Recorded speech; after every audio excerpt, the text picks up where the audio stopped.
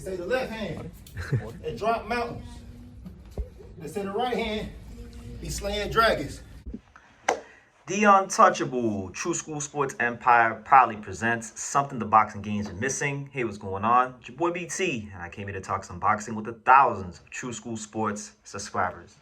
All right, so really interesting stuff happening in the heavyweight division. You know, the IBF is trying to secure a final eliminator fight. We've known for a while now that Frank Sanchez is the guy that has already, he's already in the final eliminator, but they've gone down the list. They've gone down the list of guys like Moses Talma. He turned it down. Guys like my boy, Philip Hergovich, he was once in that spot. He's turned it down. Daniel Dubois wound up accepting the fight. I was giving him his credit, but now he's pulled out. So now I actually think the fight that we're going to have now is more interesting because we've had another fighter accept, and hopefully this guy actually follows through with the fight, and I think he will because he's trying to get his career on track. Because the last time we saw this guy, he got his ass whooped on a big card. He got exposed, but, getting exposed isn't a bad thing. Losing, like Diamond Dallas Page said, losing isn't a bad thing. It's a good thing. And it's true. It's all about how you respond to it. And that guy is the artist and the fighter formerly known as the last American heavyweight hope, and that is Jared Big Baby Anderson. Yes, he has accepted the fight with Frank Sanchez in the IBF final eliminator. Now, I give Jared his just due because really and truthfully, this is not this is a higher risk, low reward fight. Well, I won't say low reward. It's a high reward because he'll be the mandatory, so it's high reward. But you know what I mean? Like Sanchez is not a big name, but Anderson, he was a guy that I haven't had the best things. Always had the best thing to say about him over the years. I thought he was overrated for a long time. I thought Top Rank and the power and the boxing community in general was doing too much, comparing him to Riddick Bowe and things like that. But I give Jared his respect. I give Jared his just due. He's been willing to fight, good competition. He fought Charles Martin, who's a solid fighter. He fought Martin Bakole when nobody really wanted to fight Martin Bakole. Now he's fighting Frank Sanchez, and nobody wants to fight Frank Sanchez. So whether you like Jared Anderson or don't like Jared Anderson, how could you not respect Jared Anderson? He's showing you that, hey, I lost. I had a setback. I want to step up to the plate and take on Frank Sanchez. You understand? So we'll see how it goes. He's still only 26 years old. He ain't old. He ain't old. And really, the way I see it for Jared Anderson is, he's still got a lot of fight left in him. It's just how far does he want to take it? How far does he want to go? How much of himself is he willing to give to the fight game and in the gym? Because he's talked about he doesn't want a belt. He just wants to fight for a certain amount of time and get out, things like that. He hasn't really been the kind of fighter that loves boxing, but that happens to a lot of fighters. Sometimes a lot of these fighters they come from the amateurs. They see how shady the boxing business is, and it sours their love for the sport, and it takes away from the work they put in the gym.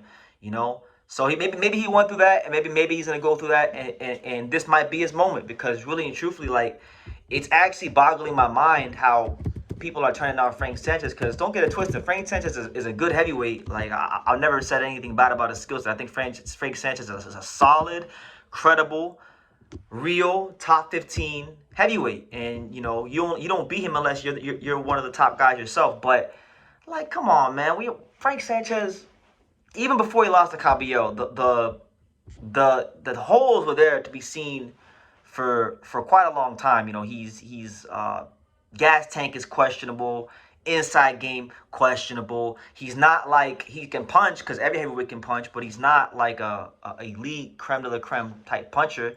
Yes, he moves well. Yes, he boxes well. Yes, he can counterpunch well. He does a lot of the things you would expect with Cuban fighters at any weight class at this level. But he's not an Usyk. He's not on that S tier or even A tier heavyweight. He's more of a B tier heavyweight. You understand? I feel like the way people talk about Philip Hergovich being on the B tier and being beatable, you could apply that to Frank Sanchez. Really, that's how I feel. And a lot of these guys, I don't know what it is. Maybe it's the money. Maybe they don't want to. I don't know. But either way, I think Jared Anderson has made the correct move here. I think as long as if Jared Anderson comes to fight and I think he could beat Frank Sanchez. I really do. I think Frank Sanchez, he's 33 years old on paper, but we know how these Cubans be. Like, we know their ages are normally older than they are. I don't think it's this. I think it's a good matchup for him because, when you look at Bacoli, Martin Bacoli was built like a shit brick house when he fought Anderson. Martin Bacoli, clearly the bigger, stronger guy. Martin Bacoli has a lot of experience in the gym and just has been on some big stages under the lights before that fight. And it showed when they fought. Anderson and, when we look at Anderson and you look at Frank Sanchez, they're very, very similar in frame. Jared Anderson 6'4", Frank Sanchez is 6'4". Jared Anderson has a 78.5-inch reach. Frank Sanchez has a 78-inch reach. So I think there's things there to be exploited for Jared Anderson, and I think really he's getting a dream scenario. You got your ass whooped in a fight. Humiliated in front of the world, right? Which it happens. It's part of the fight game. You take the good with the bad. That's what makes achieving anything in life and in boxing so great. Sometimes you're gonna fall flat in your face. Look at me, right? I rate myself pretty highly when it comes to covering the sport of boxing, and I know, regardless of nobody tells me, I know about boxing. Like, I know about the fight game, and but I had a bad week. I got Brian Norman Jr. versus Devin Haney wrong. I got Takuma Inoue versus Tenshin Nasukawa wrong. I got Makita Nakano versus Faiz Ali wrong. But guess what? I'm secure with what I know in the fight game to know that better days are ahead, and I'm gonna continue making great videos here on True School Sports. So that's the same kind of security Jared Anderson has to have in himself going into this fight, because if he really has his best camp and the best version of him shows up, which I think it's very possible. He's had enough time off to recoup and get right mentally and spiritually and physically.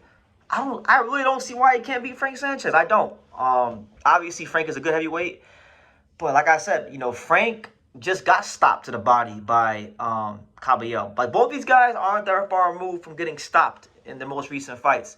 So I see this fight as like a real 50-50. But if Jared Anderson shows up, which honestly, listen, I've been getting a lot of things wrong recently. I'm a little scared to say this, but I feel like if Jared Anderson, if anything close to the best him shows up, I think he'll beat Frank Sanchez. I think he's a better fighter. I think he's a better talent than Frank Sanchez. He hasn't proven himself to be a better fighter than Frank Sanchez in the pros, because Frank Sanchez has beaten better fighters. But I feel like Jared Anderson has what it takes. I think stylistically, if this is a dream scenario, you're getting a guy who's solid, who's credible, but he's not a super heavyweight. He's not a 6'6" shit brick house. Like, he's not a Martin Bacoli. He's not any of them kind of guys.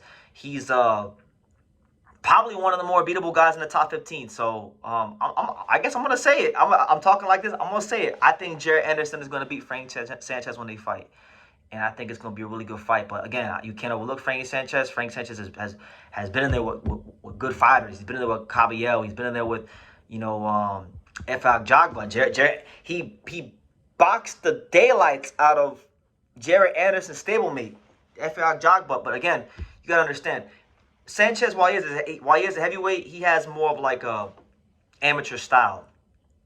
And the thing is, Jared Anderson also kind of has, at this stage of his career, more of a, I wouldn't say he has an outright amateur style, but he has amateur pedigree. So if he becomes a boxing match, I think Jared Anderson will have the answers for that. And I think Jared Anderson versus Frank Sanchez is a very good fight. A lot of people are down in this fight. A lot of people are saying this fight's not worth our time, not worth our attention. I'm saying no. I like this fight. If you're a boxing fan, if you're a real boxing fan, if you're a fan of the heavyweight division, this is not a fight you got to down or talk shit about. It's a good fight. So respect to both men. I'm glad Frank Sanchez finally got an opponent. And good for Jared Anderson. He gets a chance to get some good old-fashioned redemption. So, leave your comments down below. Make sure you guys take the time to subscribe. And like I say in every single one of these videos, you can love me or you can hate me. But I'm just a kid from Dania. So until next time, take care. Thank you for watching True School Sports. Thank you for watching another video on the untouchable True School Sports empire, the home of boxing. We're on the road to 100,000 subscribers, guys. So help us keep being great. Help us keep pushing out that real boxing content for the fine folks all around the world. And make sure you jab, you hook, you Mike Tyson, you Mayweather that subscribe button. Pops, show them how do they gotta hit the subscribe button. Pop, pop.